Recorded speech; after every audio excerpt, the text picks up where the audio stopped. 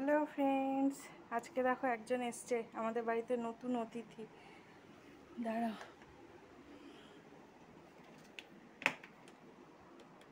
এই যে এটা শোন না পাপ্পা। ও ও ও ও ও ও ও ও ও ও ও ও খিদে পেয়েছে, খিদে পেয়েছে, খিদে পেয়েছে। তো এটা হচ্ছে, তোমরা দেখে হয়তো বুঝতেই পারছো, একটা শালিক পাখি। তো এটাকে আমি পেয়েছি, মানে আমার ছেলে এক জায়গায় পড়তে যায়, সেইখান থেকে কোনো গাছ থেকে হয়তো পড়ে গেছে। মানে উড়তে পারছিল, মানে কি একটু একটু উড়তে পারছিল।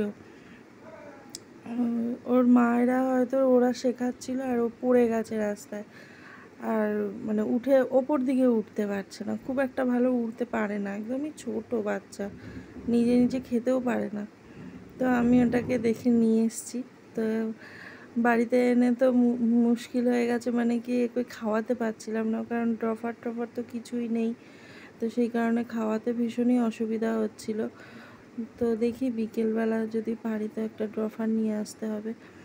এমনি একদমই ছোট্ট, উঠতে সেরকমভাবেই পারে না। তো এই অবস্থায় ওকে রেখে আসলে হয়তো বিড়াল টিড়ালে কিছুতে খেয়ে নিত। তো সেই কারণেই আমি বাড়িতে নিয়ে এসেছি।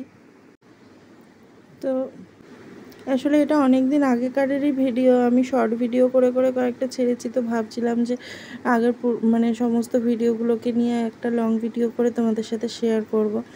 তো এত কিউট পাখিটা, এত ভালো লাগছিলো, আমার ইচ্ছে করছিল না যে ওকে ছেড়ে দিই। তো আজকে প্রথম দিন যেহেতু নিয়ে এসেছি, তো সেহেতু ওকে একটু গায়ে জল দিয়ে স্নান করিয়ে দিয়েছিলাম, আর ন্যাকড়া দিয়ে বেশ ভালো করে মুছে টুছে পরিষ্কার করে দিয়েছি। কিসে রাখবো বুঝতে পারছিলাম না, তো সেই জন্য এই বাস্কেটটা পরিষ্কার করে নিয়েছিলাম, এই বাস্কেটটার মধ্যেই রাখি। তো আসলে এটা ভিডিওটা আমি অনেক দিনই পরে ছাড়ছি। তো আমি এখন যখন এডিটিং করে ছাড়ছি, এই সময় না ও অনেকটাই বড় হয়ে গেছে, কিন্তু ওকে এখনও বাস্কেটেই রাখি।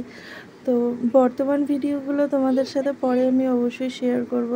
আমি ছোট ছোট ক্লিপ করে করে রেখে দিয়েছি, মানে কিছু কিছু শর্ট ভিডিওতে শেয়ার করি।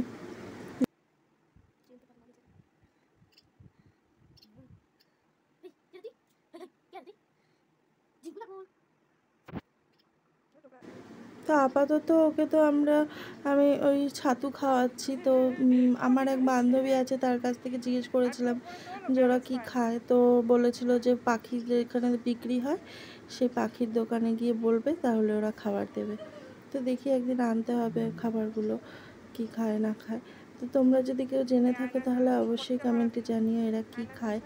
আমি আপাতত তো শুধু ছাতু গুলে খাওয়াচ্ছি, একদম যেহেতু ছোট, সেহেতু ছাতু দলা করে দিলে খেতে পারছে না, মানে ওই একদম লিকুইড করে দিলে খেতে পারছে। তো ওইভাবেই আপাতত খাওয়াই, তারপরে আবার দেখা যাবে পাখির খাবার কি হয় না হয় সেগুলো। আর তোমরা একটু কমেন্টে জানিও তো যে এই পাখি ফল খায় কিনা, আমি ঠিক জানি না, তাই জিজ্ঞেস করছিলাম আর কি।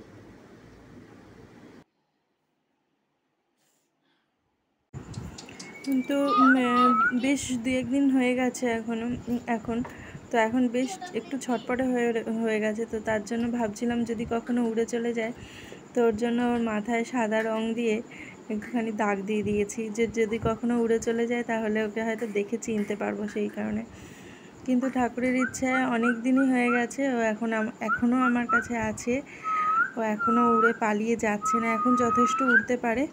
মানে এই ভিডিওটা যখন শেয়ার করছি, এই ভিডিওটা দেখে বুঝতে পারবে না, কিন্তু এখন বর্তমানে আমার কাছে যে আছে, এখন যথেষ্ট বড় হয়েছে, এখন এমনি উড়তেও পারে, কিন্তু ও এখনও পালিয়ে যাচ্ছে না।